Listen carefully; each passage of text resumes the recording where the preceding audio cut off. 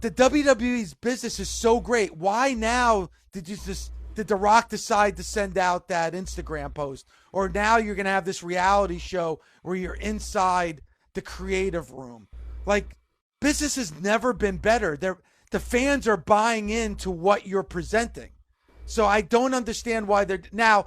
If attendance was down and viewership was down and pro wrestling was at a lull and they decided to do it, I would be like, all right, I can at least understand why. But business has never been better. So I don't know why they decided now to be this new era in the WWE. I would love to get Triple H on our show one day. And I think if we ever put a request in for him, we could get him on, in which we could ask him that direct question. Yeah, and because I'm curious. And also with The Rock is on the board, Bully. The Rock is on the board. He's on the top of the mountain in the WWE. When I see that response by The Rock, that hurts me. Because here's a guy that grew up in the business. Here's a guy that's always tried to keep the facade and the mystique going. You're part of the board. You're part of TKO. And then you have that response like, hey, fan, quiet down. Shut up. It's fake. Like, Bully, would The Rock have had that same response if on Monday morning on Busted Open I was jumping up and down and screaming and yelling about how much I loved what I saw? Would he have the same response like, dude, chill. Why are you getting so excited? It's fake. Like, I really, in all seriousness. You can have a heart attack cheering just as quickly as you can have a heart attack booing. By the way, I got my heart checked yesterday. It's all okay. Nice. As a matter of fact, you know what the doctor said to me? Doctor What? said, you need to scream more. It's a little bit on the low side. Scream more. So I got to take my if you hear me screaming, it's because I'm taking my doctor's advice. David! But when it comes to The Rock, in all seriousness, all kidding aside, no jumping, yelling, screaming, and yelling. We have to make this happen. I need to have a sit-down interview with The Rock. If The Rock called in today and said, hey, guys, calling in, Bully, you asked me to call in, Bubba, hush puppies. And then, Bully, I would say, Mr. Johnson, Rock, you and I need to talk. You and I need to have a conversation. We need to hash this out. So that needs to happen, Bully. Him and I need to have a sit-down conversation. Now, it has to happen either on Busted Open or recorded conversation. I don't care. If he wanted to do it in L.A. at 3 o'clock in the morning, I would fly to L.A. 3 o'clock in the morning and have a sit-down conversation with The Rock. But that needs to happen. And obviously, it needs to happen for on-air purposes. I want that to be on air. I want us to have a conversation. Because he chose to go public with his response to me. And he's getting, and by the way, Bully, he's getting hammered for it. Hammered. Like, multiple people called me to thank me. And then they also said that they were shocked by what The Rock said. So, in all fairness, Bully, The Rock needs to do a little damage control, no? There needs to be a little damage control here. That's what you feel. He hasn't done any damage control on social media. So no, he doesn't feel like he needs to do anything. Do you really think he thinks that anything needs to be done about what he said? Yes. Come on. Here's why. And here's why, Bully. I think we know by him coming after me last year and him coming after me again this year, there's a reason why he did that. I was, for whatever reason, I was able to get under his skin. Now, you talked about love before. When you're love and you have passion for something, Bully, when somebody says that you don't have love and passion for something, your defenses are going to go up and you're going to get upset and you're going to lash out. And I think that's what The Rock did last year, and I think that's what The Rock did this year. So he is sensitive to this. You can't tell me that he's sensitive about a rant that I have here on Busted Open enough to reply, but then he's not seeing what the pro wrestling world is saying right now about his response, and it doesn't get to him? I'm sorry, Bully. I don't believe that.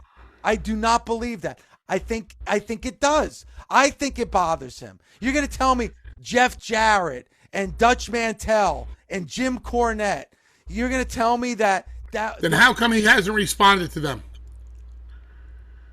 Why didn't he respond to the people in the wrestling business, but he responded to the wrestling fan? Only he can answer that. Only he can answer that.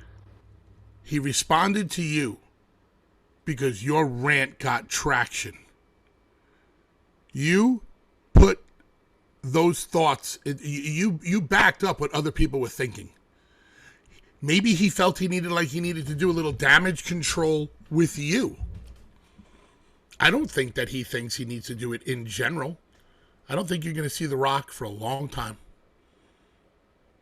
And if Rock were to some reason come back for SummerSlam, I don't know, hypothetical, Rock versus Roman and Rock versus Roman versus, I don't know.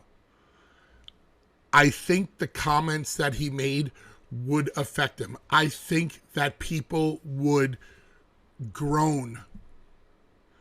I think they may have lost faith in him by not showing up to WrestleMania. I don't even think it's as much as the response that he gave you. I think people are disappointed that he didn't show up to WrestleMania and then went on Pat McAfee's show and did the damage control of why he did it. And people were just like, I don't need to know why you didn't show up. You didn't show up. Let me get over it and move on.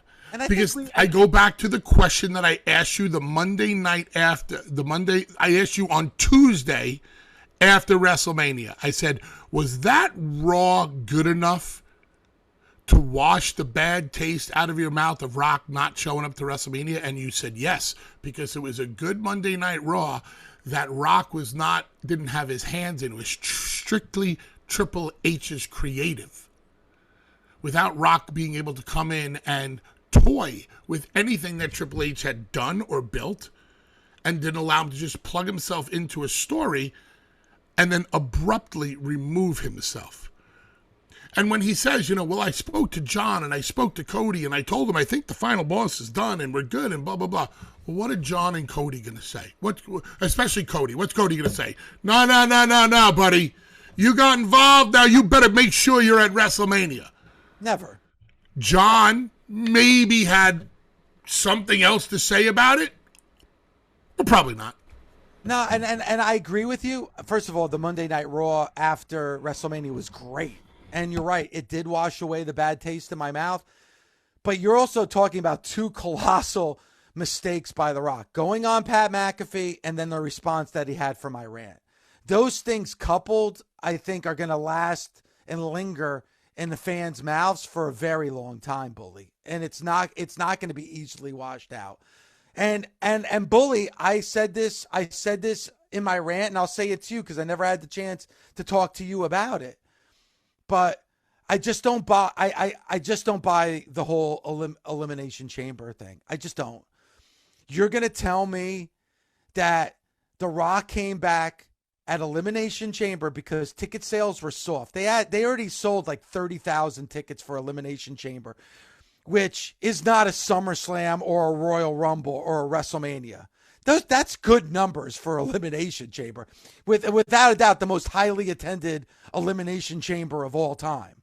So you're going to come back to Elimination Chamber just to sell a few extra thousand tickets, Bully, and severely affect the build to WrestleMania for a few extra thousand tickets at Elimination Chamber? I don't buy it. That makes no sense to me. Then what do you think happened?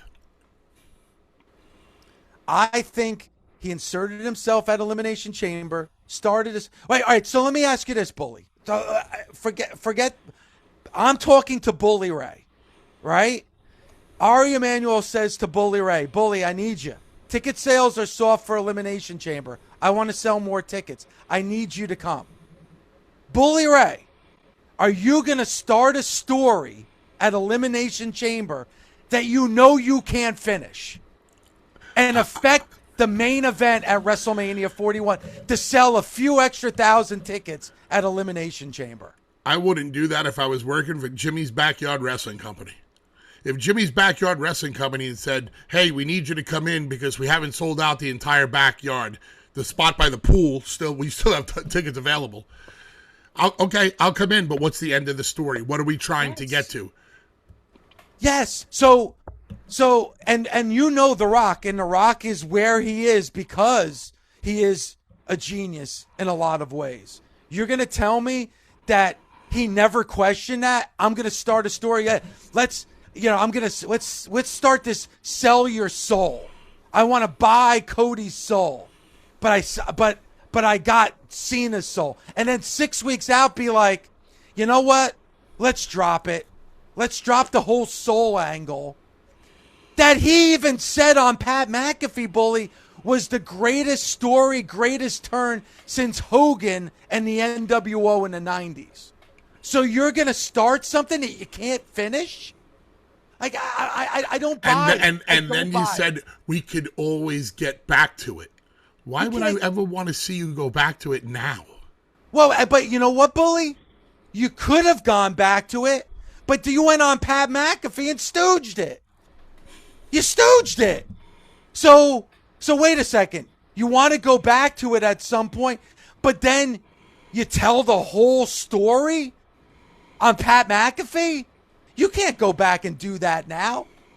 Imagine, Bully, if The Rock showed up on, SmackDown 2 months from now and said to John Cena and started talking to John Cena and Cody about their souls. The fans would be like, fuck you. Really?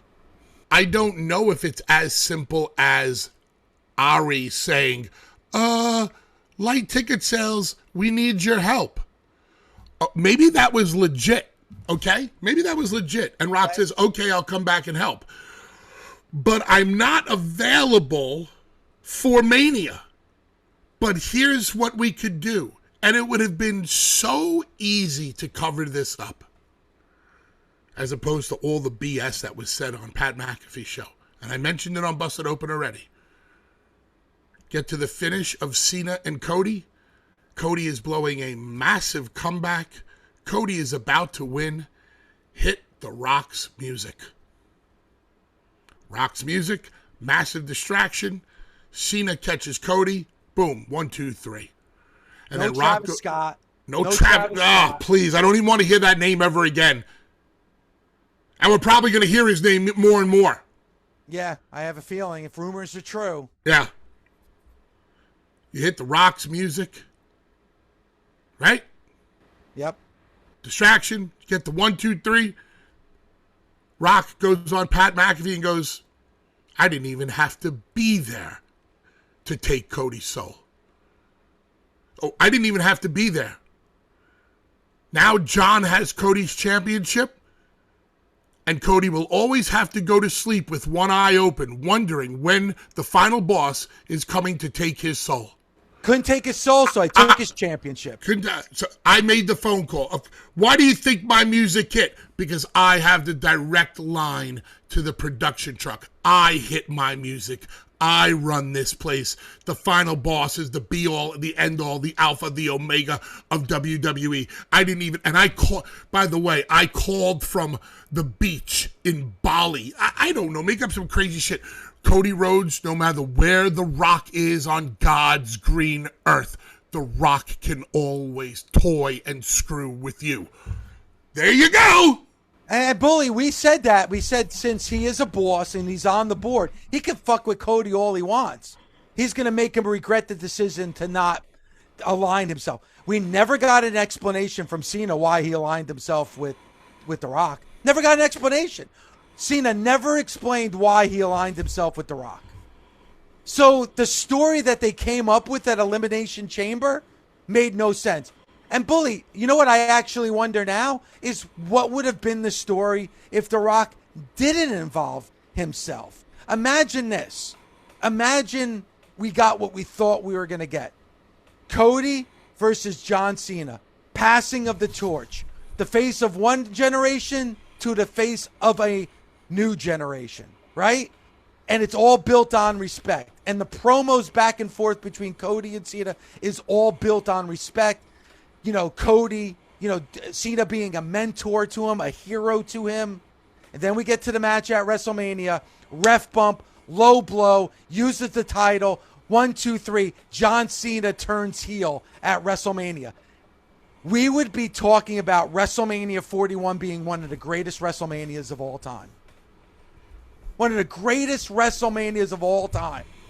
What the greatest finish ever at a WrestleMania. Holy shit, John Cena turned heel at WrestleMania. Instead, we got this cocky mania, like whatever this shit is that we got at WrestleMania. Because there are those that believe that this is more about Rock and Hunter than anything else.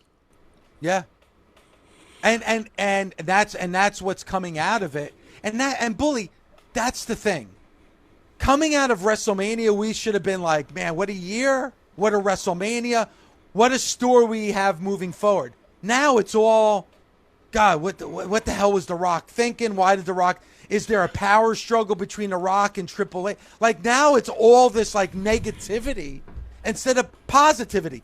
Last year, we came out of WrestleMania, everybody's like, holy shit, what a great vibe coming out of WrestleMania. This year, it's completely different than it was last year. Completely different scenario. That could bleed through, Bully. That could bleed through the negativity. I feel like the WWE Universe is having such a great time right now that they are turning the other cheek to what The Rock did. Yeah, that's why it's going to be, Bully, that's why it's going to be very difficult to bring The Rock back. And this will remain to be seen. It could have hurt Cody. I think it did. I think The Rock's involvement this year severely hurt Cody Rhodes. And if I'm the WWE and I'm going, Cody could have been affected by this, what should we do? Keep him away. Keep him away for so long that they're just happy to see him back. I showed up late as a young boy to an ECW show one day, whatever, traffic, blah, blah, blah. And I was about 5 or 10 minutes late to the show. I went to Paul, sorry, sir, I apologize for being late. I apologize to all the other veterans in the locker room. Sorry for being late. And Brian Lee pulls me on the side. Primetime Brian Lee, the guy that chokeslammed Dreamer off the scaffold, yep. The guy that was the second Undertaker. He goes, Bubba, if you're going to be late, be real late. Be so late that they're just happy to see you. 5-10 minutes late, you're going to get your ass chewed. If you're an hour late, they're beyond anger. Now they're just happy you made the show. They'll be kissing you and hugging you when you walk in the door. My point is this. With Cody, if there's a chance it affected him, don't come back soon. Come back late.